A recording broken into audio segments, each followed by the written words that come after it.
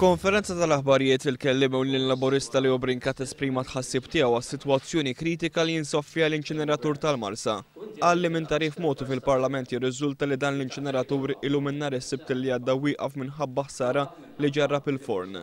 Iva, tinkwetana huwa li għalkemm il-Ministru l-bija fil-Parlament qal is-sena li għaddiet apparti mill-maintenance l-inċineratur waqaf kollox sena sħiħa għal 10 ijiem, issa jidher ċar li f'dan il-każ partikolari hemm ċans li l-inċineratur jibqa' wieqaf għal aktar milli dan is-sena li għaddiet kollha wieqaf.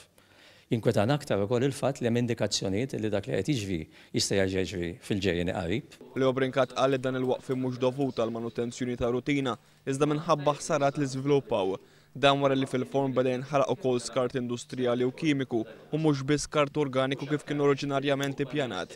Brincat żied jgħid li ma tagħmel sens li taħraq skart perikolus u kliniku ftit metri l bogħod mill-biċċerija, l-istess kif ma tagħmilx sens li tagħmel il-pixkerija l-ġdida fil-qrib. Leo Brincat staqsa kemm il-MEPA bħala regolatur tal-Waste Surf qed tagħmel ispezzjonijiet spiss dwar l-operat tal-inċineratur. Is-skiet tal-MEPA qal il-kellim laburista qed iwassal għal suspetti li fejn jaqblilha speċjalment fejn jidħlu entitajiet tal-Gvern din tal-għajnejha. Din hija konferma tal-kritika li kien għamel il-Partit Laburista sa mill-bidunet illi il-mod kif ġie ddiżenjat l-inċineratur kienet iwitt triq għal problemi simili. Gvern Laburista ġdid ikun kommess li appena jitla fil-Gvern flok ma jħalli l-affarijiet biss f'idejn il-politiċi, qabad nies indipendenti tekniċi ħalli jagħmel evalwazzjoni teknika tal-qagħda attwali tal-inċineratur flok joqgħod jinħela fir-retorika politika li jispeċjalizzaw fiha l-Ministri ta' Gonzipjan.